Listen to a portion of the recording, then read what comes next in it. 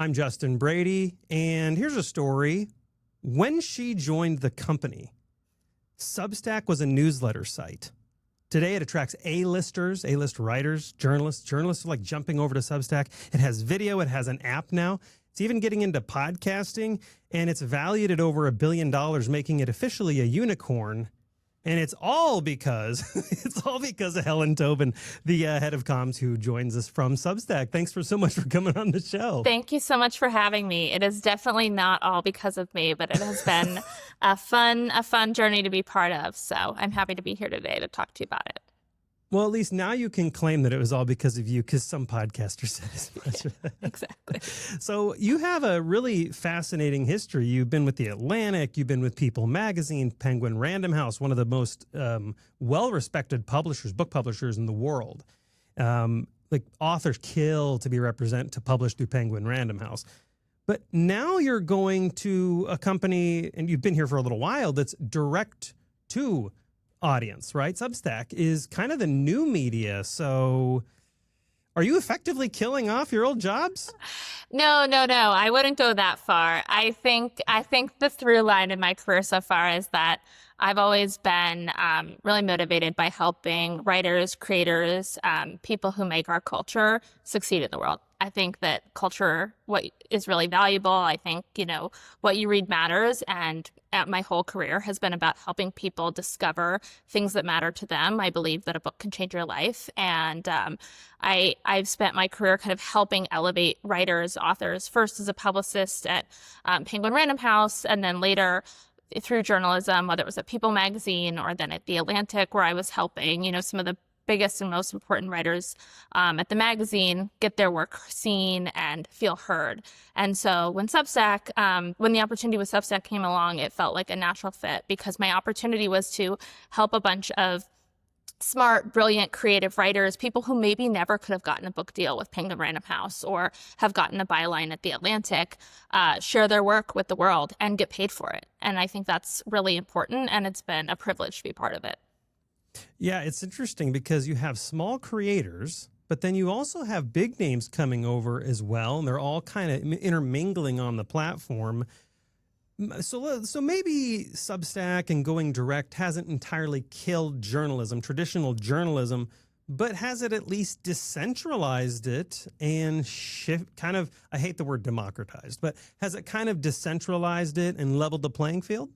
Yeah, I think so, and I hope so. Again, I think our institutions have a lot of value. There's a reason people trust The Atlantic or the New York Times or a book published by Penguin Random House, and I think those institutions will continue to have value. But I think one of the trends we've seen is that people do trust individual voices, and they trust individual people often more times than our institutions. And I think that Substack has really made it possible for anyone to have a voice and share it with the world and get paid for their work. So authors often still want book deals. People still value a byline in a legacy media outlet. But I think that what Substack has made possible is to have fewer gatekeepers and more of those voices be heard, and more people get to be paid for their work and paid for their writing. And it's really meaningful. I remember the first time an old colleague at The Atlantic reached out to me and said, "Hey, we would love to syndicate a piece from this writer on Substack." And that's amazing. That's amazing that this person could type into a box in their computer, or now people can, just pick up their phone and talk into it and make culture that has a lot of value, get paid for it. And then these legacy institutions are searching Substack. They're using Substack to find new voices, to syndicate pieces, to find writers for book deals. And these people don't have to wait to be discovered. They can have the power to publish themselves on Substack. Hey, can we take a time out just for a second? Trust is at a premium, especially as AI slop makes its way everywhere.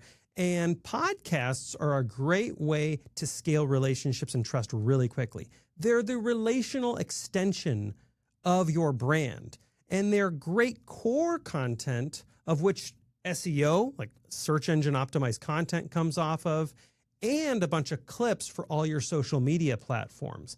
I build podcasts for iconic brands. I train hosts, I help them with strategy, and I help them focus on actual results. if this is something you want to work on, if you want to build your own media channel for your company, I guarantee you can do that. DM me, email me, get in touch. Let's build this thing. I want to push into, and I'm sure we'll get to the brands and how they can use it, but I want to push into this one thing that you've kind of repeated in some posts, which is, and you've actually said it on this interview right now, which is amplifying voices. And so you have a particularly interesting approach to PR. One, I think is great. I completely agree with it. But it's like, I think in PR and comms, there's this push to shape CEOs and executives into these all-knowing, wise oracles and to shape them really into something they're not. You have a completely different focus on comms and PR at Substack, which is actually going to the writers and all the unique voices and amplifying them. Can you talk about that a little bit? Yeah, I think it's really powerful, right? So when I was first hired at Substack, my first role here was help make writers famous. And so it was a dream job, right? You get to go to this wide range of people and say, you're incredible. Your work is incredible.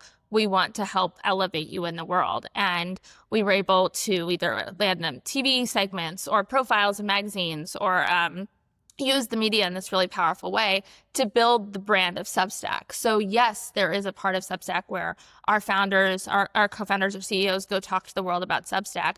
But some of the best stories about Substack, some of the most powerful storytelling we've done is when we've put creators front and center and had them go tell the world, Substack changed my life. Substack made it possible for me to buy a house. Substack made it possible for me to have a voice or quit my job that was, not what I wanted to do and make Substack my full-time job.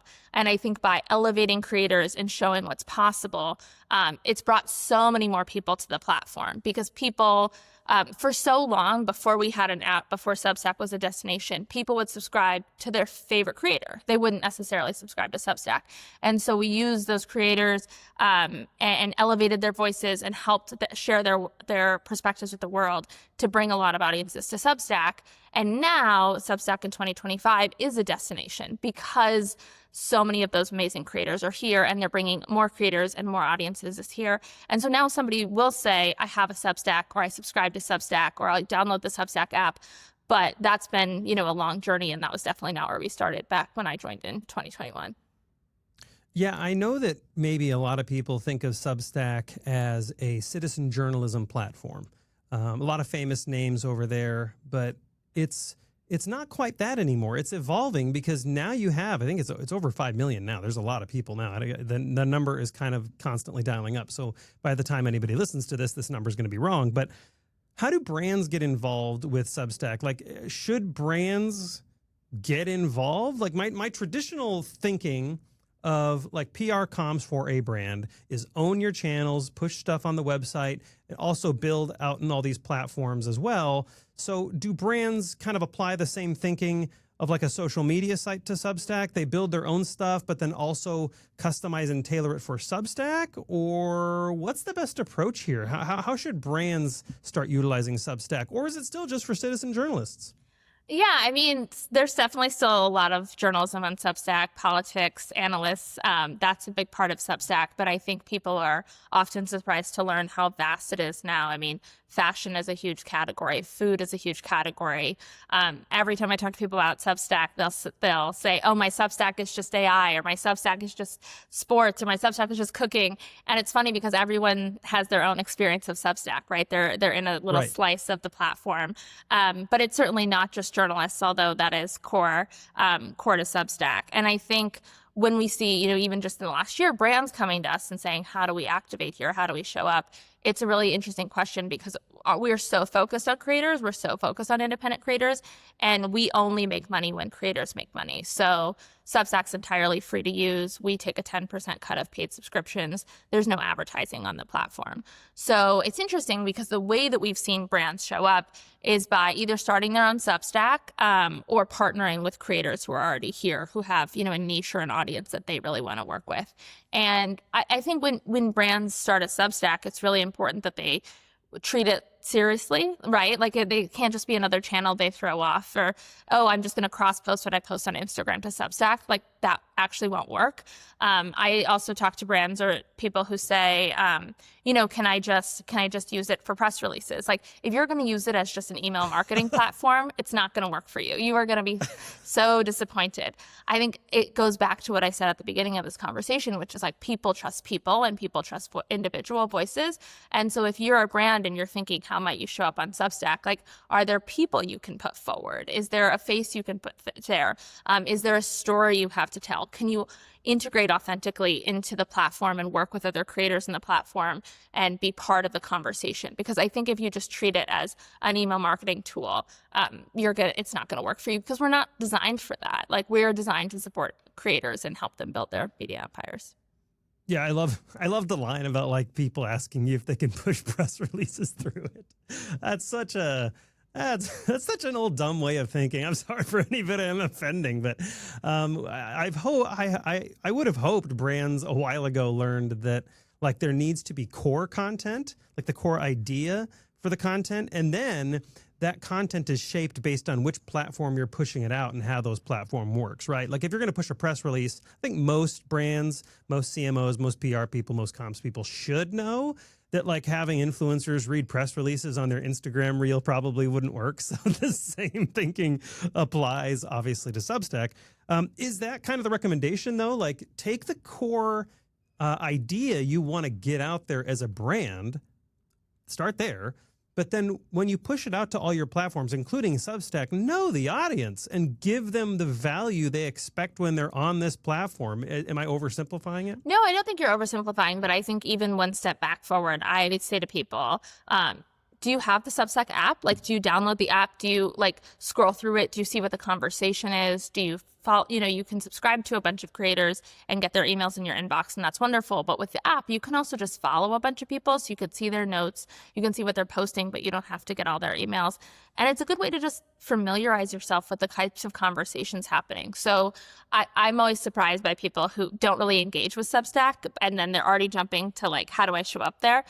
I suggest just spend some time in the ecosystem, familiarize yourself with some of the people there, the influential people on the platform, and figure out where your brand would fit in. And then to your point, Justin, it's like, think about the messages and think about your target audience and think about how you're going to show up for them. But Substack is not just a monolith, right? There's not one Substack community. It's a place that makes it possible for a bunch of individual communities to thrive and creators to build their own worlds on the internet that they control. And so you have to think deeply about like which worlds you want to be a part of and which communities you want to show up in.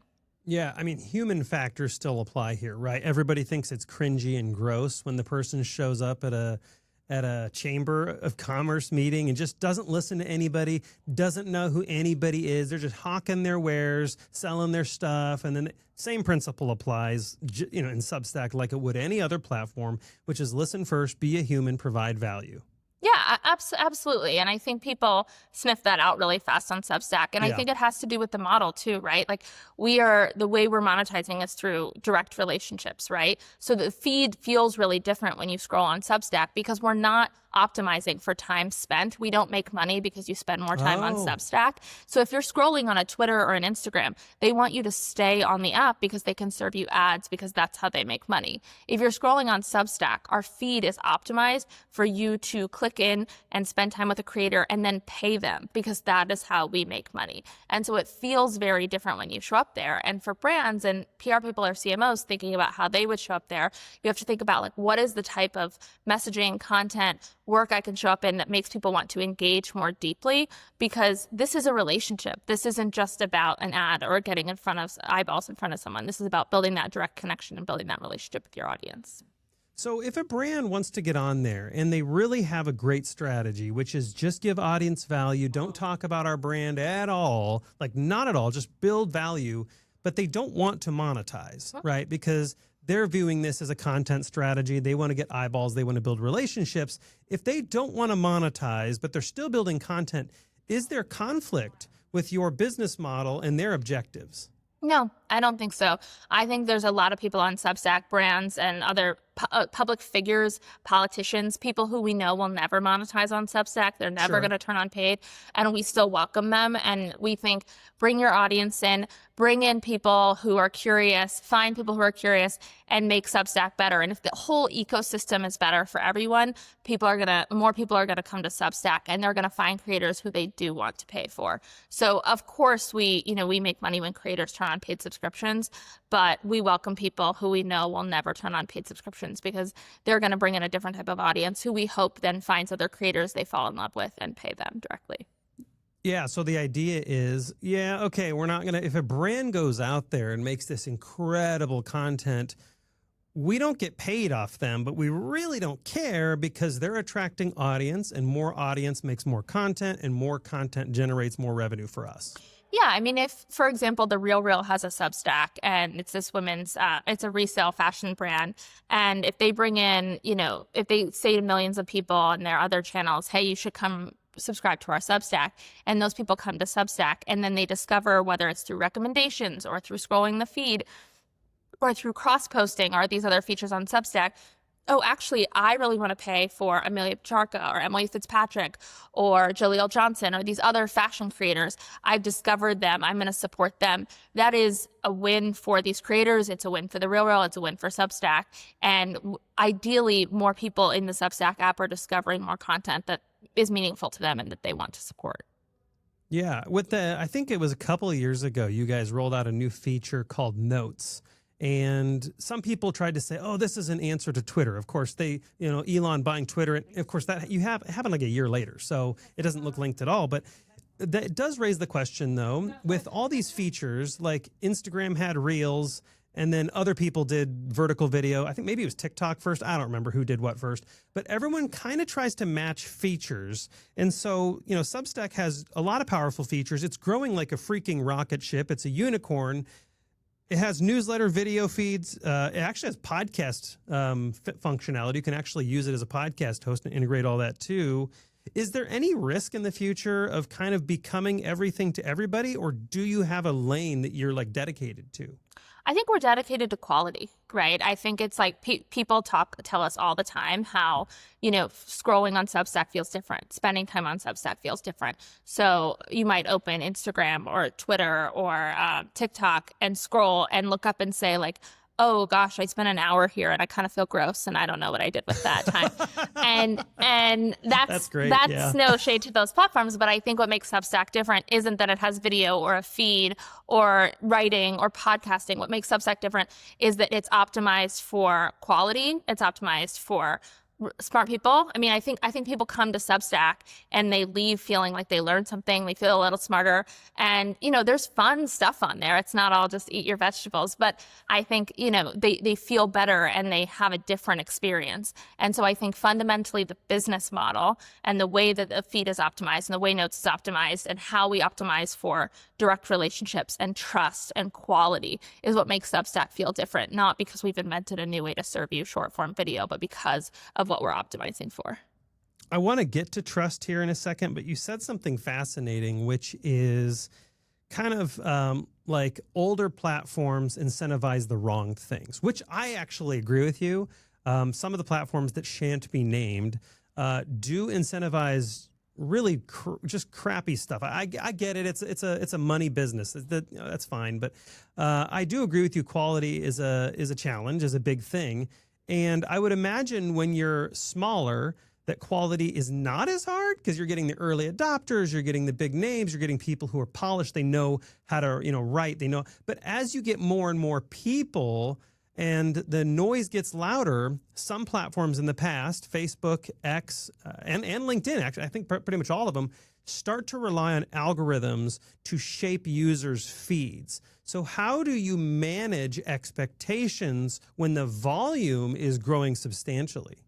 Yeah, I mean, I think Substack has a feed, right? So if you download the Substack app and start scrolling, you're going to see the notes feed. We, of course, use machine learning and algorithms to help you find content that you care about, right? So the feed is going to show you people you subscribe to. It's going to show you people they subscribe to. It's going to help you kind of discover the world of Substack. And I think the difference is, like, on those other platforms, posting something viral that gets you, dunking on someone or going viral in those platforms, is the goal, right? The whole goal is to just, like, get a bunch of likes or reposts, and that makes you feel famous and cool. And that type of, and the algorithm incentivizes that type of content. And I think the difference on Substack is that, like, that content isn't incentivized, right? The content that's incentivized is the thing that's leading to paid subscriptions. So actually, if you were a creator on Substack right now and you posted a note, you could click into the note and it could tell you how many people then clicked through and paid for your Substack. So if you post, you could say, oh, my note where I posted something really thoughtful or interesting, or that advanced the discourse, or that mattered, that made me $300. I think we've had a note that made someone like $10,000, right? And so it's like, it's completely different than posting on those other platforms. And again, it's like this idea of, like, well, what you're incentivized for is paid subscriptions, and you're getting paid because you have something original or interesting or thoughtful to say. And so it's not to say that people can't post silly stuff on notes, but I think the thing that they're going to see that really gets picked up and shared and gets them paid is that deeper thinking, that higher quality content. So you're trying to set up the machine learning, the algorithm, all the magic to not incentivize virality. So, I mean, there may be a better word for this, and rage. You're trying to incentivize depth. And you're doing that through people who are paid subscribers or paying for subscriptions, because people who are going to see the next viral post on Facebook or X, and you see people do this, right? They post, like, inflammatory stuff just to get reactions. Sometimes we click those things, we read those things, we get dwell time, we expand them to read them.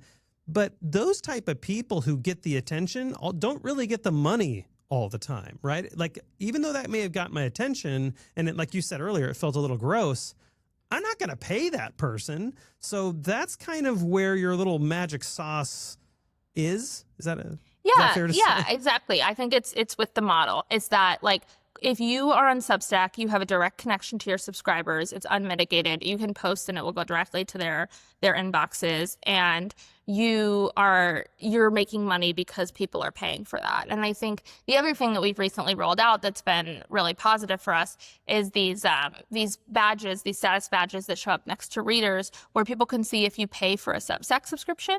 And that is really meaningful to people, because a lot of creators, a lot of other, consumers, they want to have conversations with real people. And it's a really positive signifier. If I know you pay for a Substack, you might not pay for my Substack, but you, Justin, are someone who supports independent media. You support creators. You want to pay for Substacks. You want to have an honest dialogue. You're not here to just be a troll or a bot or someone to just yell in the replies. You're here to have a discussion, a dialogue, an interesting conversation. And so I think that is kind of the framework that incentivizes everything about how we develop the product, is how do we make sure that we're having that we're incentivizing these trusted relationships. Is that ever going to weight the algorithm or machine learning, how many people you follow? Like, it's a bot detection kind of system?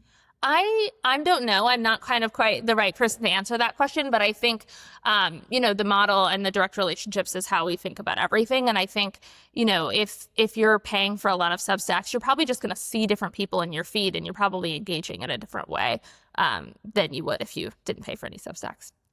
Can I talk about the $10,000 Substack? You said it was a note?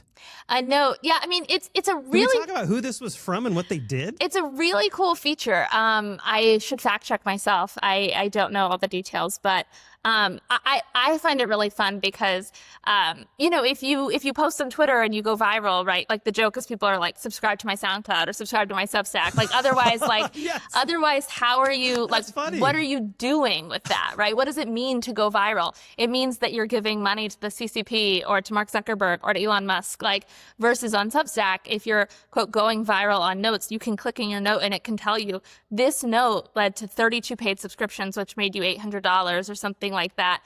And it's like, oh, my creative work is valuable and I get paid for it, not one of these other guys. And so it's a really fun feature because I think it shows people that, again, their creativity is valued. Yeah, absolutely. Did you guys do any analysis? Like, who was this $10,000 note from and what did they do right? I don't remember. I shouldn't have brought it up if I didn't have more of my talking points prepped. It was a good example. I think it was leading up to the election, if I had to guess. Okay. I think we made a big push around politics in the election, and I think there was a lot of commentary and analysis about that.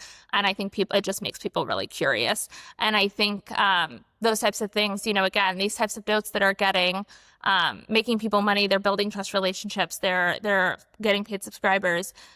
People see them and they're curious, and then it helps them, discover new writers and pay for them. And so it's like a really positive loop for the creator and the subscriber.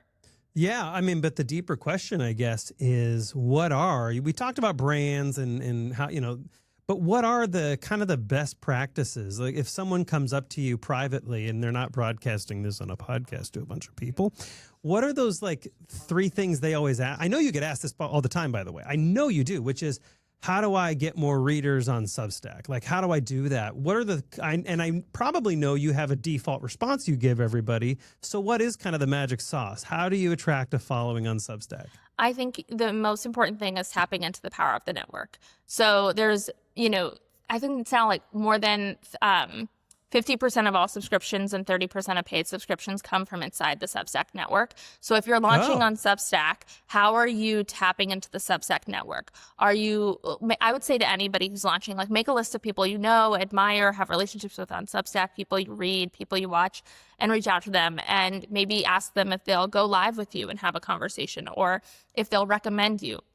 You should start recommending them. I mean, there's so many features within Substack that help you tap into the power of the network. And so you should first start thinking about, how do I tap into the power of the network of Substack and interact with the network? The second thing I would do is like share on your external channels, right? So if you're posting on Substack, there's all these tools that allow you to just reshare automatically to your external channels. One of the neat things about podcasting on Substack actually is, Justin, we could be having this conversation on Substack live, and we could be using our phones, talking into our phones. It would feel like a FaceTime call. And then as soon as that ended, you and I would both get both the full draft of the video that we could send to our subscribers. And then we have this AI tool that would automatically clip the like 5 or 6 most interesting parts of the conversation for us and suggest that we share those to LinkedIn and Instagram and Twitter and TikTok. So you're taking this work that you've already done, and not only are you sharing the full piece with, your subscribers and maybe you're paywalling it, but it's the product's clipping it automatically for you so you can share externally to other people. And then I guess the last piece from, just the network and the sharing externally on your other channels is tap into the discovery features too, right? So you mentioned notes in the feed. So if you're engaging on notes, think of notes as the top of your funnel. Think of like showing up there, sharing pieces, sharing clips of some of your posts. You've already done the hard work of the thinking with this full post that you made or this video that you publish. Share clips of it on notes and allow that to help drive discoverability so you can tap into the power of the network that way. So if you just go away thinking, okay, I have to make sure to use the features to tap into the power of network, I have to make sure to use notes, and then I have to make sure to share externally, then I think it could really help you find an audience. That's actually, for anybody listening to that, like rewind 5 minutes and maybe listen to it twice, because it's incredibly good advice, but it was eloquently delivered. So I think people will just like gloss past it. But one of the key things you said was tap into your network, tap into the network of people that you like trust or know, or people you respect on Substack. This is actually an incredible tool that I notice a lot of creators, a lot of founders, CEOs, CMOs miss all the time, which is they think, I'm just going to put great content out there and I'm going to ignore everybody. I'm just going to put great stuff out there. People will eventually find it. I'll have a following and I'll make a bunch of money. And rarely does that actually happen. It's actually, how good of a community member are you? How well can you tap into relationships? Because IRL, or in real life relationships, are actually what probably grows Substack subscriptions the most, like the relationships you build. Yeah, absolutely. And I think about it. I mean, we used to say in my book publishing days, like, nothing is as powerful as word of mouth, right? Like, you're way more likely to to buy a book because I pressed it into your hand or say, hey, I just read this amazing book, you should read it, than you are to read a review in the New York Times and then buy the book. Like that word of mouth is really powerful. And on Substack, the way that translates is often through recommendation. So if your favorite person on Substack is Lenny Rachitsky, and he says, hey, the people I read on Substack are Gergely and Emily Sundberg and, Dwarkesh Patel, then you're like, oh, I want to read what Lenny reads. I want to watch what Lenny watches. Like, I trust Lenny, so I am going to trust his recommendations, and I'm going to go subscribe to those people. And so our job is to make it really easy at Substack for you to find and subscribe to those people. But it is that human-to-human connection. It's that you trust your favorite creators. You trust your favorite other fellow consumers. You want to read what they read. You want to see what they're seeing. And so using that is a way to grow the network and a way to grow for everyone. Yeah, my first subscription was Cyan Bannister, Ugly Duckling. And that was a convert from X, by the way. She was posting stuff on X, and I'm like, huh? And I got to go subscribe to this. Last question. We're like a little over time. Can I ask you one last question about AI slop? This is like the big term now the last 2 weeks is AI slop. Of course, like Sora came out and people are posting just junk videos everywhere. And there's a lot of fear in the creator community about, I honestly am not scared of it at all. I think people don't like AI slop. I think people like humans. I think it's not going to work. I think AI will be a part of creation. It's not going to be the whole thing. It's a whole nother show. But you've built an incredible rocket ship based on what you've talked about earlier throughout this show, which is authenticity and trust, like increasing trust. Now, as AI slop propagates and spews all over the internet, trust is going to be an even more valuable currency. And so how do you protect Substack from like AI slop and just AI slop overwhelming the entire platform? Because we saw what happened to like SEO, like skyscraper junk and people just taking great content, ripping it off and just doing it better. How do you protect the platform from that kind of stuff? Yeah, I mean, I think to your point is exactly right. Like people trust people and direct relationships are going to become even more important in this day and age. And so, we at Substack are not anti-AI. We think AI has a lot of use cases. We think it's really important. Our team actually did the Substack AI report earlier this year where they surveyed thousands of creators to say, how are you using AI? And you could imagine based on some of the people on Substack, authors, creators, some people said, I would never touch it. And other people said, oh, it really helps me get started. Like it helps me when I have writer's block. I use it as a tool. I use it in this way. So it's fascinating to kind of see how people are embracing AI at times to make their work better.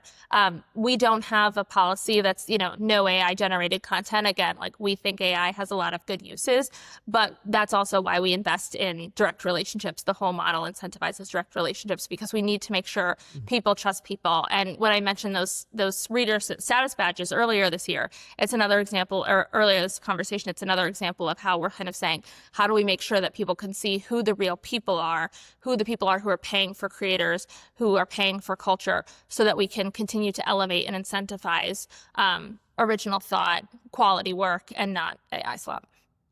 I would guess it's come up, but you're sitting on an LLM gold mine, and I would guess this has come up in meetings. Is there any plan to license user content to LLMs like Grok, ChatGPT, Perplexity? Is there any plan to license that and give people a payout on the licensing as well? I don't know that I'm the right person to speak to that. I will say that in Substack in settings right now, any creator can go in and there's a setting where they can say, hey, I don't want any of this crawled by any AI at any point. Which again, we care a lot about creators having ownership and control. And so it's important to us is that they get to opt in and decide that for themselves. Yeah, that's a great answer. Helen Tobin, the head of comms at Substack. If people want to build a relationship with you and learn about all your wise information, how do they do that? You should subscribe to me on Substack. I'm just at HT on Substack. Follow me there. And I'd love to talk to you. And we will make sure to get that in the show notes page at justinbradyshow.com. Helen, thank you so much for coming on the show. Really appreciate it. Thank you for having me. It was a pleasure to be here.